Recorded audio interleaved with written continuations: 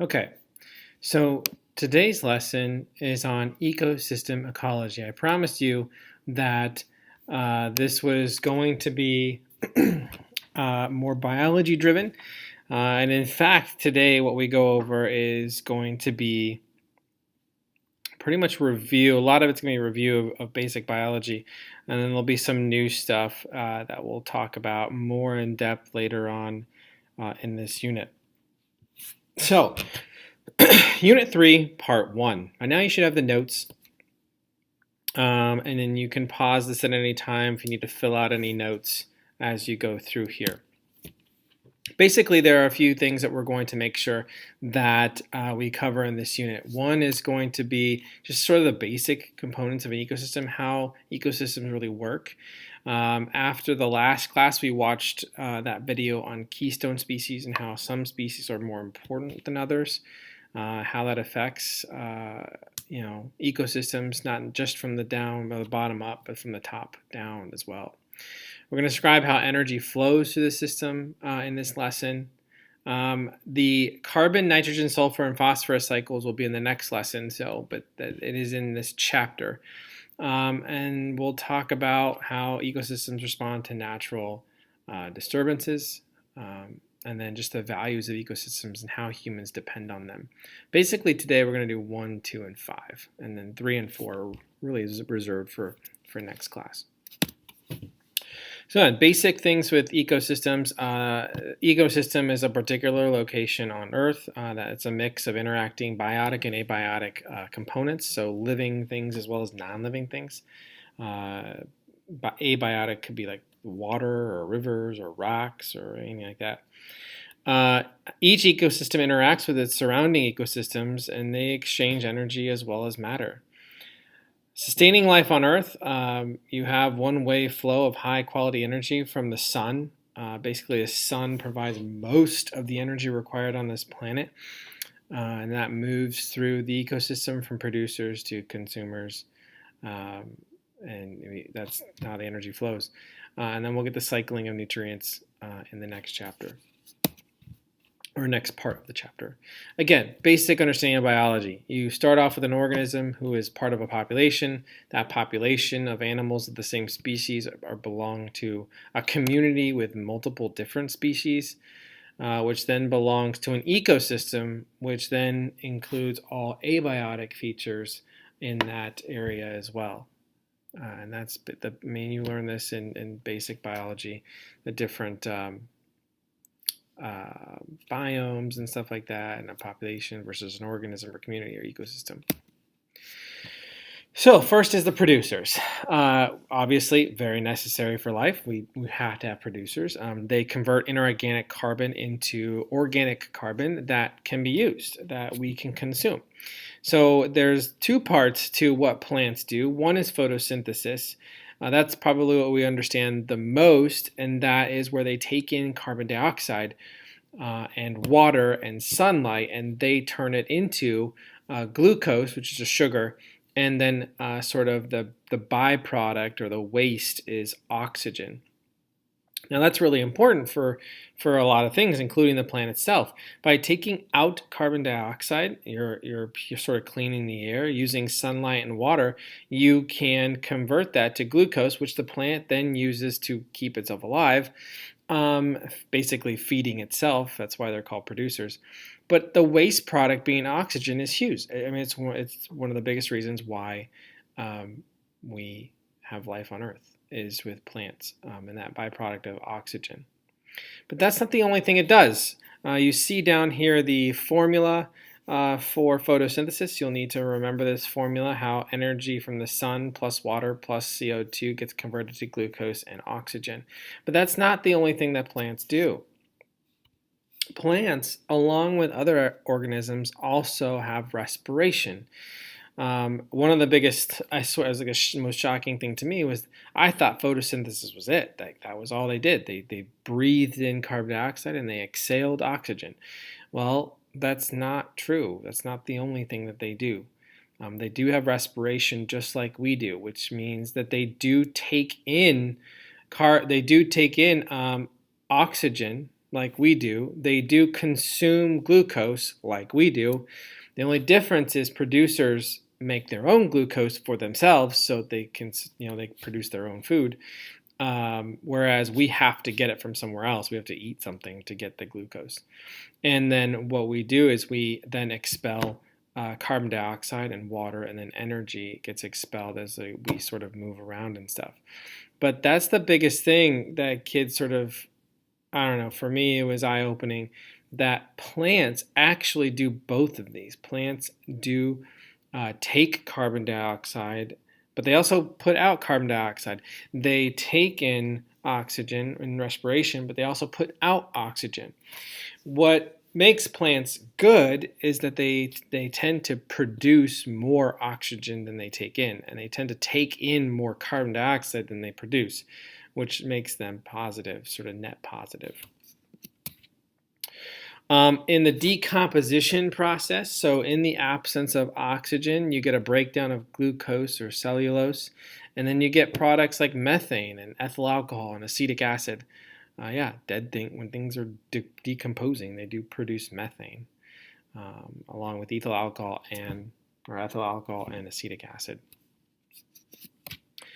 There's also a thing called chemosynthesis, and this is in the absence of light. So down at the very bottoms of the ocean, you do have energy that is converted through chemical reactions with the microbes down below that don't actually need any light. They take the energy from the interior of the earth through vents and volcanic vents there at the bottom of the seafloor, make a chemical reaction to produce the sugars that they need and what they need to survive. Here's a sort of picture that goes with this. So you have hydrogen sulfide that it comes out of the vents, hydrologic or sort of geologic vents here in underwater volcanoes, and then they take the carbon dioxide that's also there, and it comes out of the vents, and some of the carbon dioxide that's in the water, and they make sugar out of it, and then they make a byproduct of sulfur compounds. But that's how plants and all this stuff grow in those areas in the deepest parts of the ocean. And there's a formula down there. You don't need to know the formula for chemosynthesis. So if you're writing it down, you don't need to do that. Okay. Again, basic biology. You have producers, you have consumers, then you have decomposers. You have even levels of consumers, first degree, second degree, and third degree, as you move up a food chain. But basically, you have each food chain has herbivores that eat plants, and carnivores that eat animals, and omnivores that eat both plants and animals. You also have scavengers that are sort of on the outside. They're the ones that consume dead or decaying material. So a dead animal, a dead sort of carcass, anything that is dying or dead, scavengers come in like vultures and sort of finish off a lot of that stuff. But then you have the detritivores that come in and actually break down the tissue.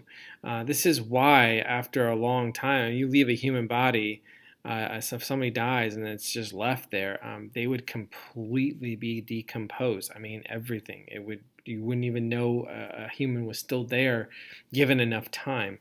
And so we'll talk about some of those things that break it down. But detritivores come in and will break down dead tissue into smaller pieces like dung beetles and earthworms. You also use your own sort of acidity in your stomach, like vultures that will sort of puke out stomach acid, to help the decomposition process as well. So decomposers are extremely important in an ecosystem. They are and we'll talk about this when we talk about carbon cycle, phosphorus cycle, that kind of stuff. But decomposers are what brings nutrients in sort of the life cycle. You need nutrients back in the soil, which allows plants to grow. Those plants then decay and get decomposed and get turned right back into soil. Those are done by decomposers. They break down organic compounds into inorganic substances. This is like your bacteria and your fungi.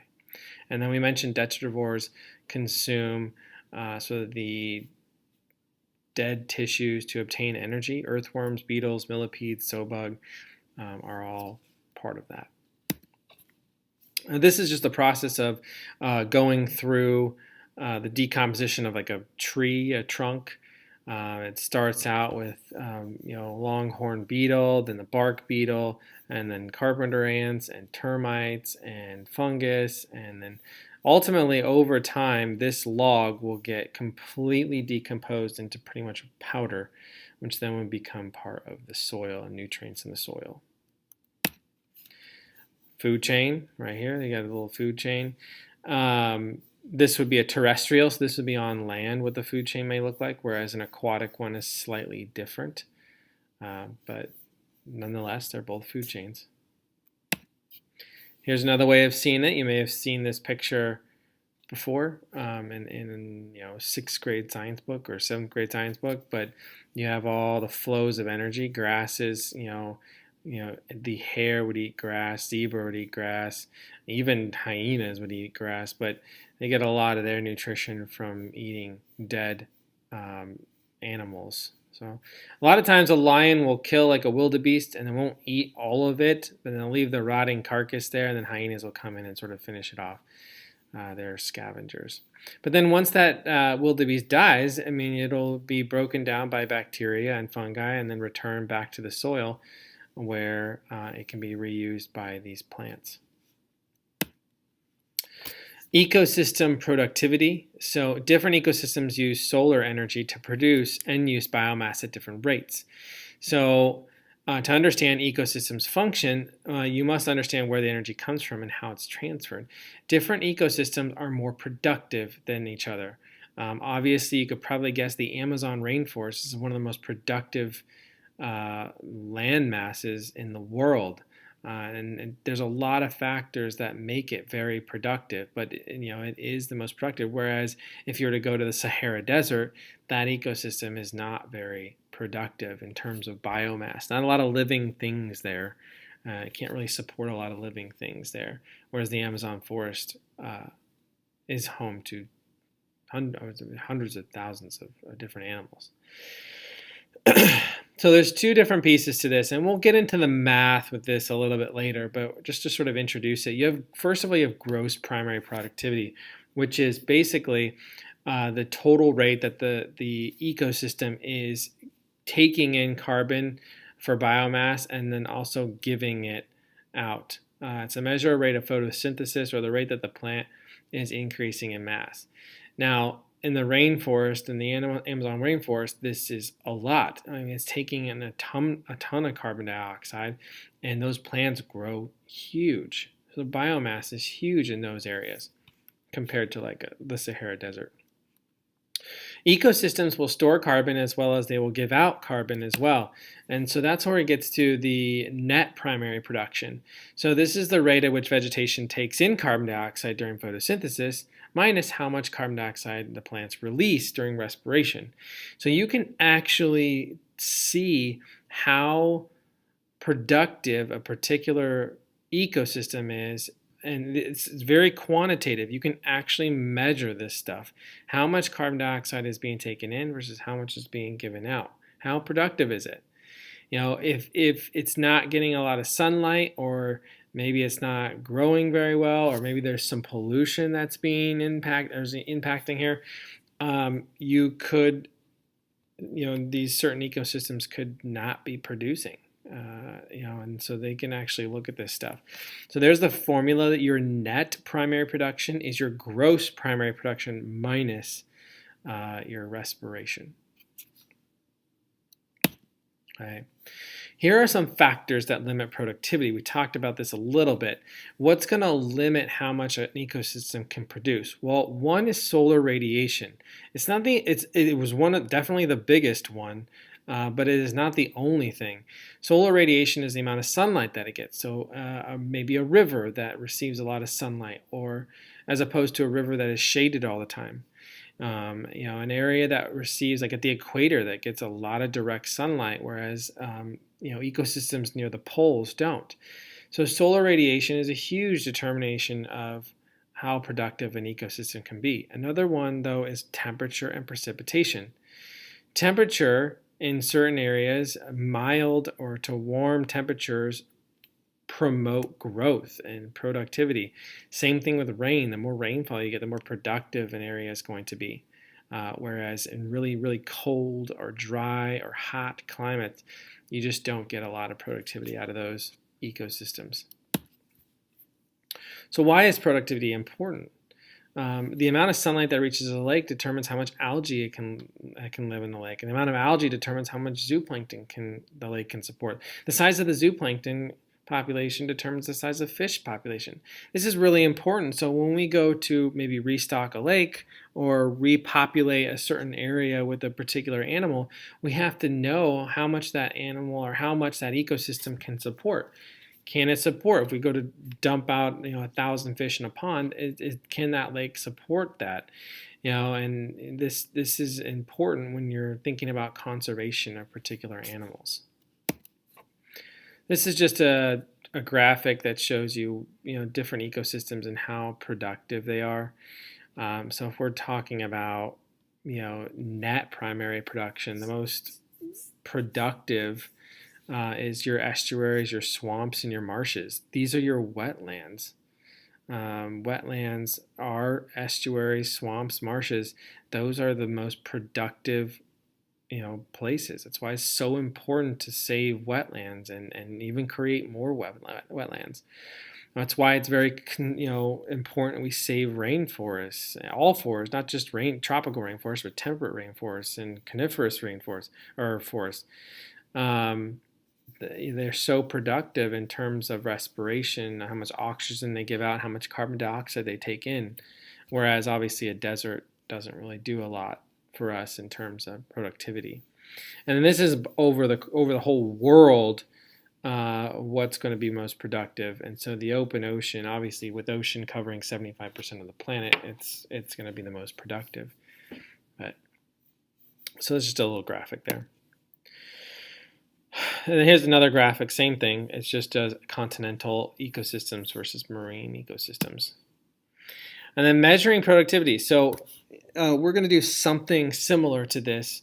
Rarely does photosynthesis occur without respiration. So we're going to assume that photosynthesis and respiration are going on now. But if we take out the light, if we take out the light, we essentially take out the photosynthesis. And so we can actually measure respiration, which is what we need. We need, to figure out that gross primary productivity, we need respiration. And so to figure that out is we take and we measure the amount of oxygen in a dark bottle of water, and then we measure one that's in a light a bottle that's in the light. So the dark one would not be having photosynthesis, whereas the one that's in the light would be having photosynthesis. And then if we take the difference of these two, we can actually find how much is gained through photosynthesis and therefore how much respiration is going on. And that's part of our equation. So we're actually going to do something similar to this. Energy transfer efficiency and trophic pyramids. Understand, and you probably learned this in biology, that not all energy is transferred. So if you have a certain amount of energy in the grass, as it moves on to rabbits and it moves on to lions and you're not gonna get as much energy going forward through those food chains. The energy that is in an ecosystem loses it as it goes up. So the net primary productivity establishes the rate at which biomass is produced over a given amount of time. The amount of biomass present in the ecosystem at a particular time is called standing crop. Again, these are things that you don't necessarily need to know definitions of, just so you understand the concepts. And then not all energy contained in a trophic level is in a usable form or is not digestible. Here's a graphic that represents that. So you have producers down here with a certain amount of energy available, but as it moves up the food chain, you'll see that a lot of it is lost. I mean, only 10% moves up the food chain, and a lot of that is lost to heat. As producers, I mean, they do lose heat, as well as part of it gets decomposed in the process. And same thing all the way down the line. You get most of it lost to decomposers and to heat. Here's another one, where you'll have a lot of, in a grassland, you have a lot of producers, and it sort of looks like a pyramid. But then you have a temperate rainforest where there's not a lot of producers, but you have a lot of consumers, secondary consumers. And then it works because in the summertime this is what works, and then in the wintertime you have a lot of snow, so then you get into hibernation. A lot of animals will move to other locations.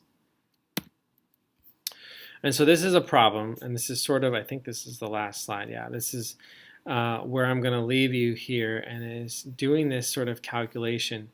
If I have 1% solar energy striking a producer captured by by photosynthesis, if 60% of the gross primary product is lost to respiration, and 40% of it goes to gross primary productivity supports the growth, the reproduction of producers, we can figure out how much of this is lost to respiration.